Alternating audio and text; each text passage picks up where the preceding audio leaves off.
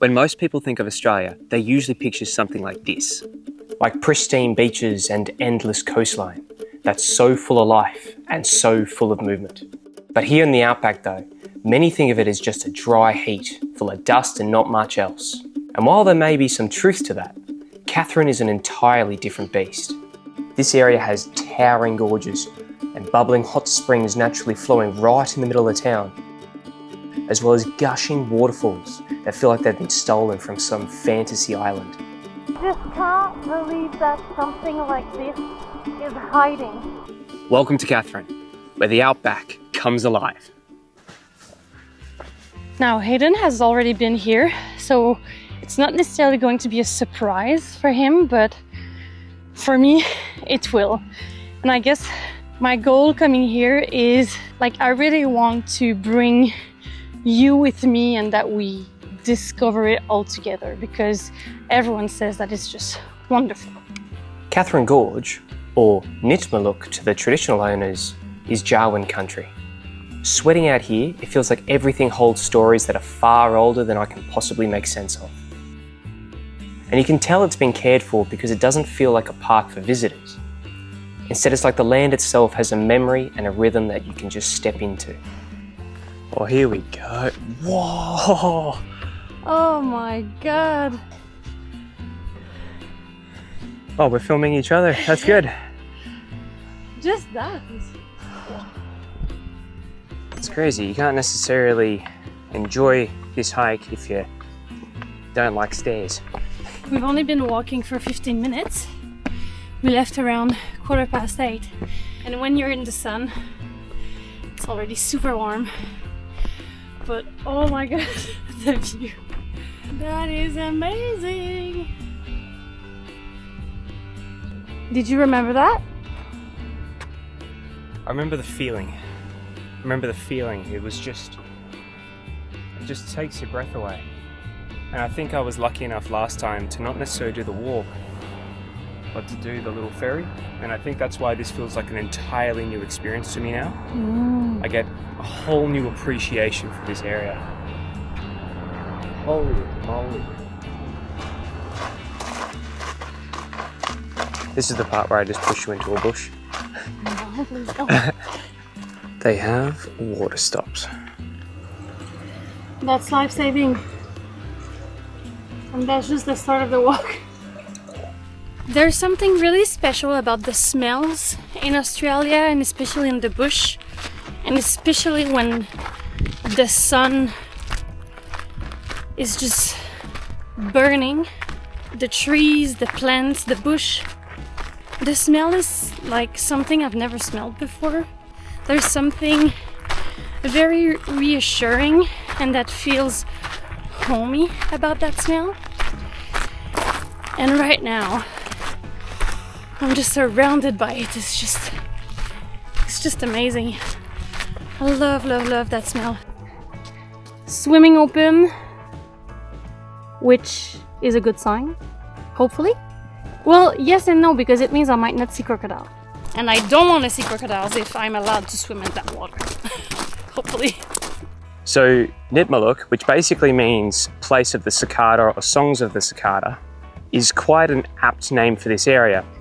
The only thing is, I'm very used to hearing the cicadas when temperatures are like this, but because this is basically the winter, I imagine the cicadas just simply aren't around at the moment, because in the summer, that's when they go absolutely ballistic.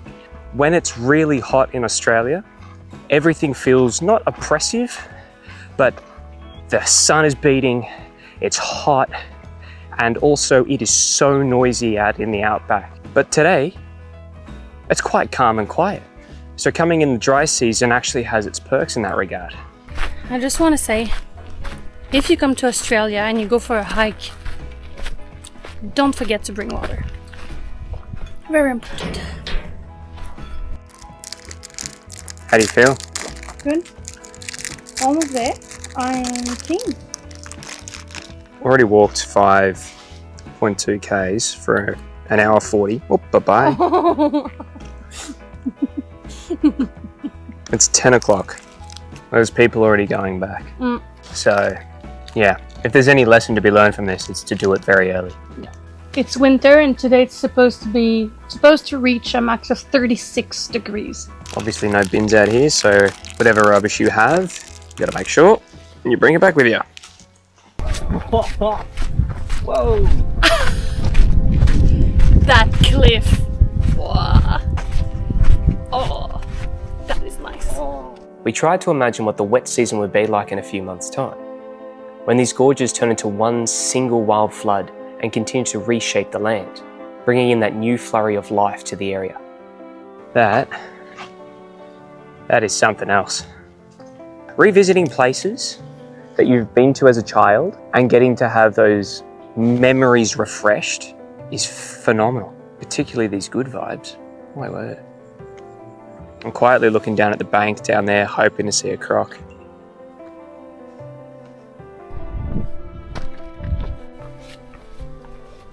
Okay, they were not joking when they said going down. All right.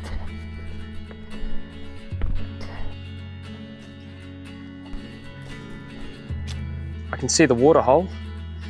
I wonder if we have the resident croc in there with us. The water doesn't move. I wouldn't trust this water. Pretty stagnant. The trail continues, so I don't think that was the pool. I nearly fell over. Oh wow. Now would I swim in there? Or maybe the boat was like, here you can swim. No, it says no swim. Okay, so this is where the crocs are. Danger, don't enter water. I'm being super careful. Every rock can be a croc. From where we're looking, this does look like one big canyon, but it's actually 13 separate gorges that's stretching over 12 k's.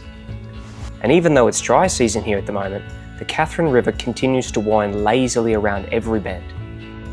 And looking out over the water, we could almost feel the hidden life beneath the surface. And this river is not supposed to have any saltwater crocs around, but we certainly were not going to go swimming to find out. That right there is definitely where a croc would just bake. Well, that spot, as you could see, was absolutely stunning. So now what we're going to do is we're going to head back to the van and go to our next highlight of Katherine. But first we've got to make it through this really rocky riverbed. Whew.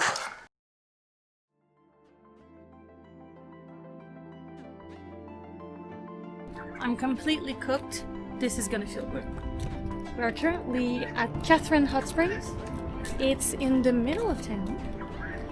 It's gonna be very crowded, but we went yesterday. It was beautiful, felt good, and it's just like an oasis in the middle of the city. It's really nice. I don't remember it being that crystal yesterday. This is the person I love the most. Oh my god, I'm keen for the water. It's just take everything normal. You look excellent. What are you talking about? Oh yeah. The springs themselves spill into 6 pools, with each one gently flowing into the next, until they eventually reach the Katherine River. Oh my gosh, that is exactly what we needed. And like it is at the gorge, the Jarwin people look after this area too, working to keep it safe and healthy. It's free to visit, and you can feel the care as you pass under the trees overhead. Being guided by the gentle warmth of the water, it's one of those places where you can slow down, breathe, and feel welcomed. Fed by natural thermal aquifers, the water sits around a perfect 32 degrees Celsius all year round. And it might sound a bit hot, but our bodies absolutely thanked us for dialing down the temperature.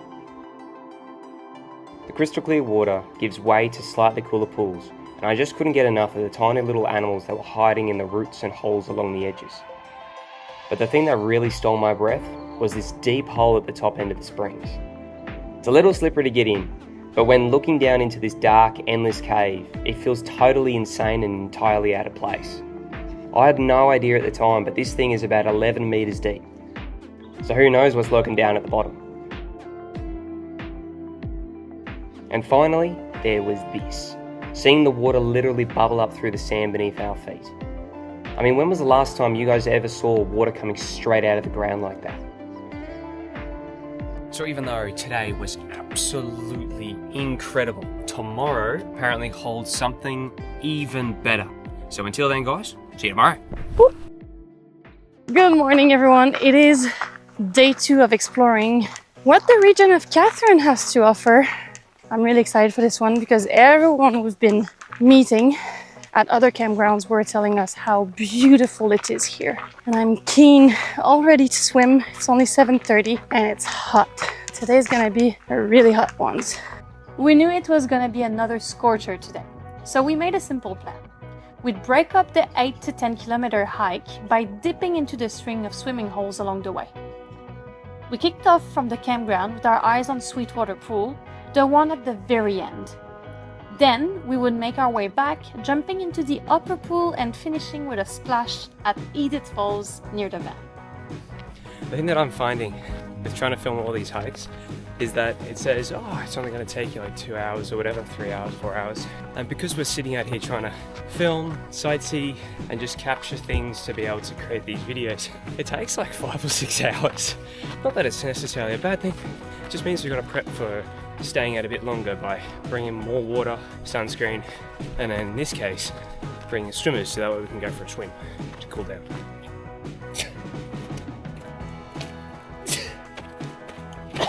Oh no, on the camera. The walk itself is actually considerably more technical than we expected. Almost reminds me of our descent into Southern Rock Pool, except these rocks are a lot smaller and move a lot more. Oh wow. This hike alone, like we haven't even seen Edith Falls exclusively, like these are all the other ones further up apparently. So, geez, it's like a, not like Garden of Eden, but definitely feels like a place of almost religious experience. It looks heaven-esque. Heaven-esque. That's what I'm saying, like Garden of Eden. Like, people try and recreate these sorts of places, but there's no way you're going to be able to capture the full essence of what I am looking at. This place is absolutely amazing. Sorry? What? What? Did you turn off? I don't know what I had in mind when I was thinking about the Northern Territories, but I don't think that was that. But I love it. I love that I was wrong. Now, as you've probably noticed by now, we're following a chain of pools and small waterfalls. This place is known as Laline to the Jawoyn people, which translates to frillneck lizard. And I love that, because frillnecks are skittish and almost chaotic little creatures. But here the water and the rocks feel calmer and steady. I didn't find a dreaming story that links directly to this exact area, but it is clear that every waterhole here is part of the cultural fabric of the Jawoyn country. There's so much dry grass. It'd be awful to be out here in the middle of a bushfire because everything would just burn faster than you could run. Alrighty, so I haven't done this since I was a kid, and I got told that it was pretty sweet, and from memory, it actually was. So, first time in, geez, I can't even remember how many years.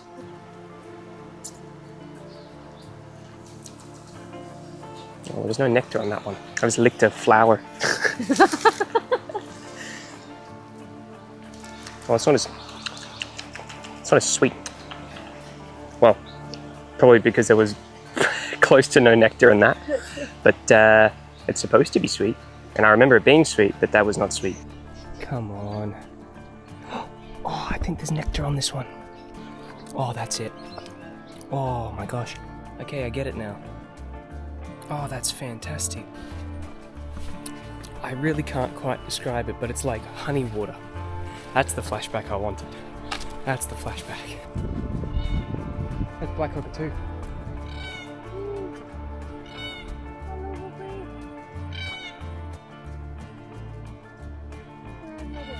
Oh wow, look at that colour.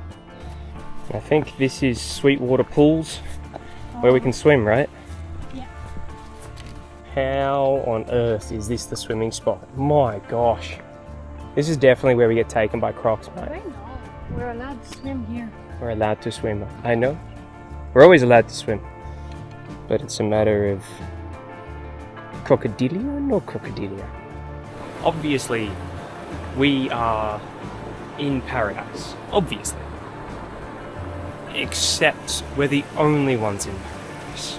I would feel way safer, obviously, if there's other people risking their lives to be swimming here. Would you swim here? Instead of this big pool, maybe just the kiddie pool, just the kiddie pool, because I can see the bottom and it feels safer. Do you think it's Crocs territory? It's always Crocs, right? It's always, eh? Like most places up here in the territory, freshwater crocs are around, even now in the late dry season. The trails are open, the water levels are steady, and the risk from saltwater crocs is much lower. But once the wet season kicks in, everything changes. The water rises, the bush comes alive, and saltwater crocs can push further upstream. When that happens, rangers close up the swimming spots for safety. But even knowing that, we were hesitant about jumping in the water. I didn't want to encounter even a freshwater croc. So we're now heading back to the upper pools. We've just gone to the furthermost points, Sweetwater Pools. And it's about 2.5 k's back the way we came to get to the upper pools, which apparently are also just as pretty. I mean, it's pretty hard to rival the pools that we've seen so far, so I'm very excited. It is very warm, and I think it's just reinforcing the fact that it's just amazing that there's all this water around us, and this heat. And one thing I've been thinking is that this is dry season, so I wonder how the waterfalls and all the pools are looking like when it's wet season. That would be so wild, so intense. I don't even know if that would be walkable here. Jeez, am I excited to swim that. Oh, that really is an oasis in the middle of nowhere.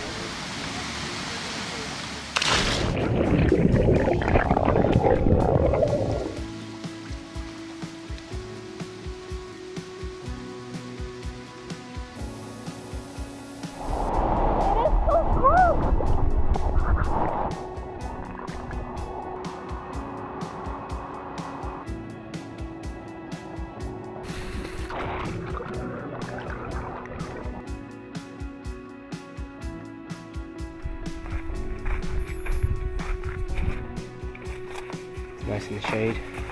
So we have one more pool to go to, and it's the one right next to campground, and I'm excited for that. Yeah. I'm already super hot. Yeah, so we'll drop all the gear off and then we'll get ourselves to that one.